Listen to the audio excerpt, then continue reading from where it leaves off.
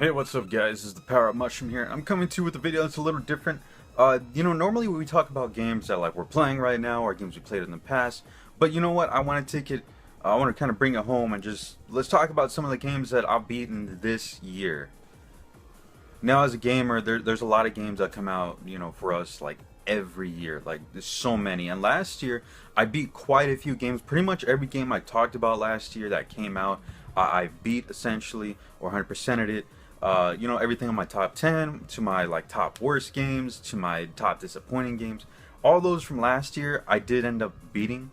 But here like this year it's actually been kind of slow, not in the sense of like game releases, but also for me, and like it's been games that I've completed. But that doesn't mean I didn't complete any games.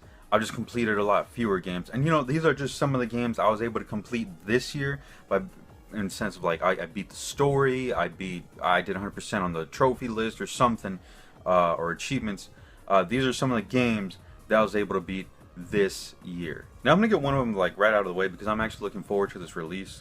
Me and my friend Disney, or Dion, you'll probably know him from the Toys R Us video, or he was also in the PUBG review. He helped me with that one. Tomb Raider, Rise of the Tomb Raider. Okay guys, I'd never played like Tomb Raider, or I'm not Tomb Raider. I've played Tomb Raider, but I had never played the newer Tomb Raider. The definitive edition. Then I had never played Rise of the Tomb Raider. Part of the fact is that PS4 we got a delay for Rise of the Tomb Raider, and then the definitive edition I wanted to pick it up, but I didn't. I ended up getting Halo 4 and Black Ops 2 that year because I think they came out around the same time. But Rise of the Tomb Raider, let me just say that Rise of the Tomb Raider has to be my favorite Tomb Raider so far. This one's my favorite. This is one I went as far as to like go and complete all the challenges. I didn't get all the trophies yet. I want to work on that. But the story is something that I really enjoyed. It was almost like playing Uncharted, but it's like the Uncharted 2, to the Tomb Raider series. It was really good, and I really have to recommend that. If you guys haven't played Rise of the Tomb Raider, I definitely recommend checking it out, especially if you're like really into like history, like ancient tombs and stuff. Obviously tombs, but there's a lot of action set pieces and a lot of survival stuff that they have in this game that I really think that a lot of y'all will enjoy. And if you guys like need an Uncharted fix, pick up Rise of the Tomb Raider. It's also on the Xbox One and I think PC. I hope it's on the PC. I'd be a little disappointing if it wasn't. Alright, I'm gonna get this one out of the way because I'm gonna count this as 6 games in one, because I beat all the Yakuzas just to play this game. This game came out in March. I played through Kiwami, I played through the original 2 on the PlayStation 2, and I played through 3, then I played through 4.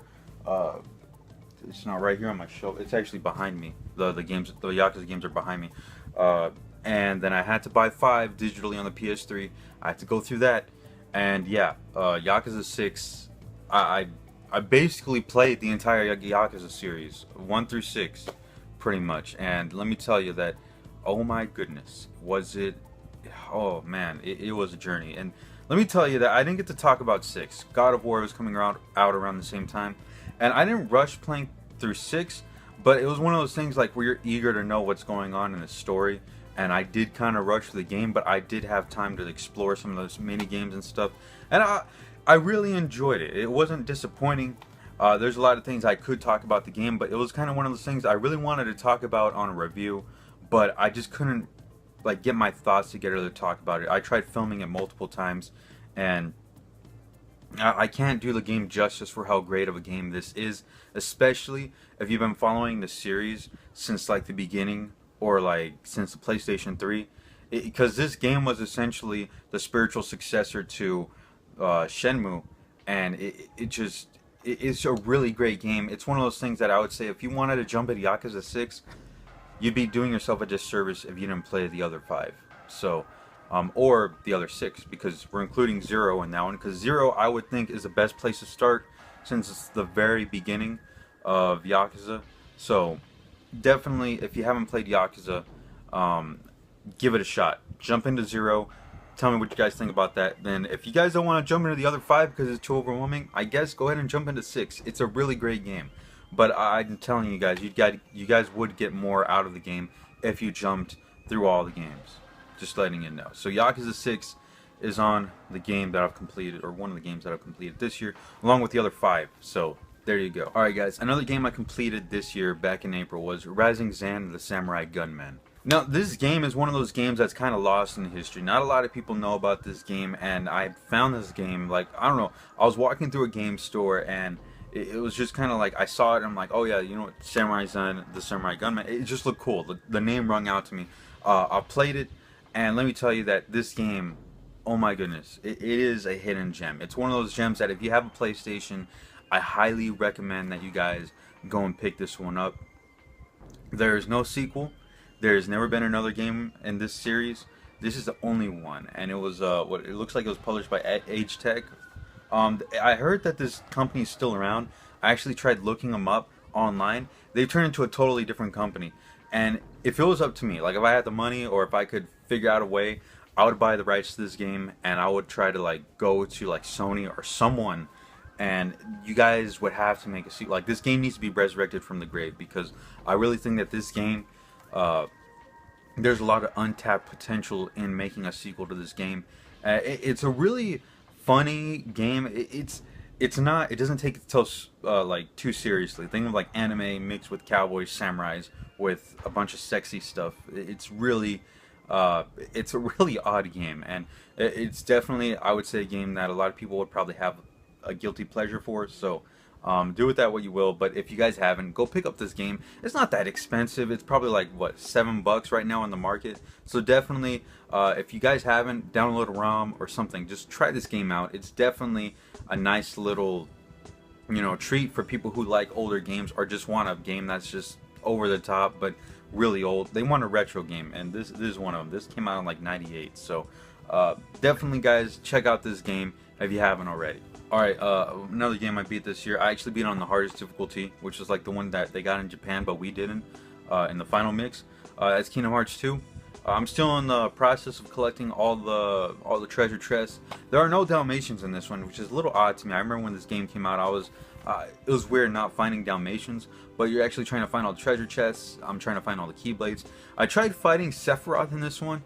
I got my butt kicked because I'm playing on that ultimate proud mode or whatever. Not proud mode, but the one after that.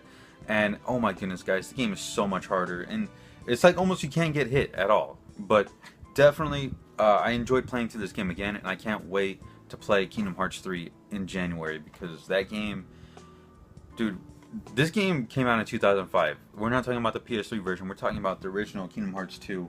And I don't have it right here on this shelf. But yeah, Kingdom Hearts 2 came out in 2005. That was, man, that was well over 10 years ago. That was what, like 13 years ago it came out? Yeah, you know what? We'll stop talking about years and we'll just say we're excited for Kingdom Hearts 3, but definitely I beat this one this year, so yeah, that it was pretty good to go back and revisit Kingdom Hearts. Alright, we got a newer game on the list, God of War. I beat this one this year, and let me tell you that this game, oh my goodness, does it capture that father-son aspect. Like, just that storyline is just on point. The gameplay is fun as heck. It is one of those games that, like, I would say, if you haven't played God of War yet, what are you doing? You need to go pick it up. God of War, you don't have to play the other ones, but I would say that you will be missing out on some of the backstory to Kratos. And God of War, I mean, you could essentially just start out new. It'd be kind of like two different games, really. If you've never played it before, it's almost like this guy has a backstory that you don't know anything about, but it's really interesting. You know, like, they don't give away too much to spoil the other God of Wars, but they don't give away too little to where you kind of don't have an idea what happened. You know what I mean? So definitely, if you haven't played God of War or any of the other God of Wars, pick this one up. It's probably the perfect place to start. Definitely, and I think it's a game that a lot of people enjoy. It's actually one of the better hack and slash games, and if you're a fan of Thor, oh my goodness, think of just pulling your axe in like Thor and just having it run through a bunch of enemies. It's really cool. Like, this game is probably one of it's the most fun game I've had. You know, not the most fun. I don't even know what to say. I can't even do sentences right now because of how awesome this game is. It is just, and my lips are dry. I don't know. I need water. but this game is awesome. So, BioShock, not the collection. I didn't beat the collection. I actually beat one game out of the. I don't even know why I'm holding this one up, but I did beat it on the PS4. I'll just go ahead and let's see. I'll grab this one. BioShock Infinite. BioShock Infinite. I had never played a BioShock game in my life. I played this back when it came out on the original PS3 and Xbox 360, but I never finished it. I got like a few chapters in, but I never got around to finishing it. But BioShock Infinite, I finally beat it just last week actually, and let me tell you, I hate myself for not beating this game sooner. I can't really talk about what this game is about, but let me just say that if you haven't played BioShock Infinite, you guys are doing yourself a really big disservice. Just pick up the game, try it out. There's a lot of horror elements, a lot of story-driven elements, and a lot of mystery to this game that's almost like a noir type game. And it's really cool, guys. Like, oh my goodness. I'd almost compare it to like a run and gun shooter, almost like Doom and Quake, maybe a little bit of Wolfenstein to it. But it's a really nice single player experience, and it's not too long and it's not too short, but it definitely leaves more like a little bit open to where you guys kind of want more. And I was really impressed by this game and how well it holds up today. And I gotta say that I'm definitely gonna be playing BioShock 1 and 2 after this one. Alright, last two games on the list. You know what, I'll go ahead and show the older one real quick. Just because I do this every once in a while where I just want to play a game and I just want to beat through it or run through it, even if it's a game like I haven't played in a long time. And one game I used to do that as a kid, I used to be able to play this game, I could run through it so fast, was Super Mario Bros. 3. This is actually the first game where I learned all the secrets. Like, I know everything there is to about this game. I know where all the flute locations are, all the secret hidden areas, you know, like behind the white blocks, behind the curtains and stuff. And it got to the point where I was actually speedrunning the game. I wasn't doing the speedrun like hardcore, where I'd join the speedrun community and be like, oh yeah, let me post, I beat this game in 10 minutes. No, I was just kind of like casually speedrunning through this, just to kind of keep your, you know, it's fun to speedrun through the game. And I got to the point where I've beaten this game, I think my fastest time was probably like 20 minutes. It's not that long of a game. And I wanted to beat it on the original Nintendo, so yeah, I pull out my cartridge, and I don't believe I recall beating it on the original Super Nintendo. I think I beat on the Game Boy Advance and the Super Nintendo, but not the original Nintendo. So to play it on there, I actually got to enjoy it a little bit. I had a lot of fun playing through this game.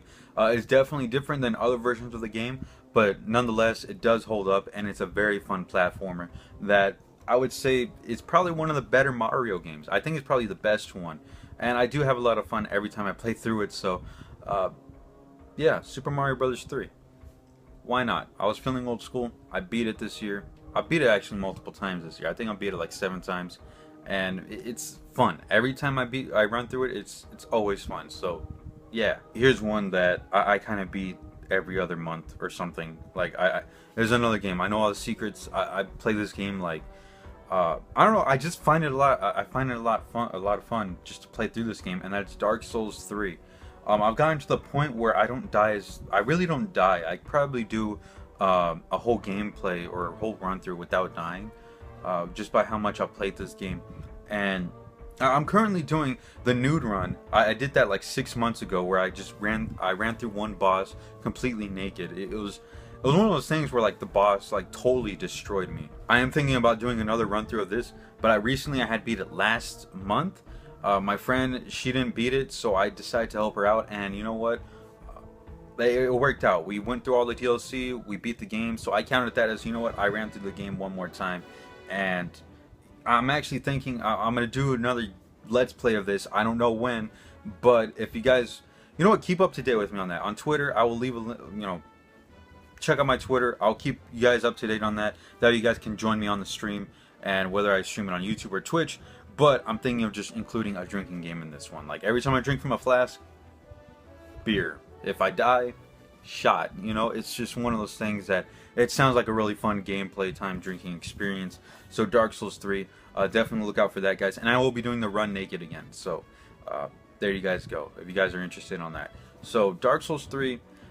And to be on a serious side, guys, Dark Souls 3, or the Dark Souls series, it's a game series that I think it's very poetic and very dark, and it has a lot more meaning than meets the eye, and it does. The Vidme video does a lot of videos on like the lore behind the game, and it definitely gets you to feel for these characters, and it kind of gets your mind, you know, sets your mind in the way the game is supposed to play. Or blah, I can't, like I said, I can't English right now, guys. Hold up. He tells these stories in the game that kind of puts your mind where it has to be in order to fully enjoy the experience. Not saying that you have to fully enjoy the experience by watching his videos, but he kind of puts your mind into that state where you understand how the game is meant to be played and what it's, you know, what you need to do in your mind to kind of think of like how the story plays out. It's really weird to explain, but I would say that if you guys were to jump into the Dark Souls series, definitely try to read all the descriptions of your items and try to get a sense of the world. It is something that I think on your first playthrough probably shouldn't be streamed, or if it is streamed, take your time with it. You know, it's a game that I think that you guys should definitely probably have some alone time with if you've never played a Dark Souls game, and they are all connected. So Dark Souls 3 is the concluding chapter in the Dark Souls series, but I will say that I had quite a bit of fun playing through this game multiple times, and I'm almost 100% completing it by getting all the achievements on it. So there you go. Anyways, guys, that is some of the games that I've beaten this year. Let me know in the comment section, what are some games that you guys have beaten this year? Are there any games you're looking forward to? I know I am. I'm looking forward to Dragon Quest XI next week, and then I have Shenmue, and then I have Yakuza 2 I gotta play. There's a lot on my plate, but I'm definitely looking forward to a lot of games. But definitely let me know in the comment section below, guys. Remember to like, comment, subscribe. Do not upvote if you're watching on Vidme, because that does not exist. And remember to follow me on Twitch, Twitter, and Facebook. I'll try to keep you guys up to date, and I'll probably try to do some streams right here on YouTube. That way you guys can like have better access to my streams. But anyways, thank you guys for watching, and remember, when you guys are gaming, power up.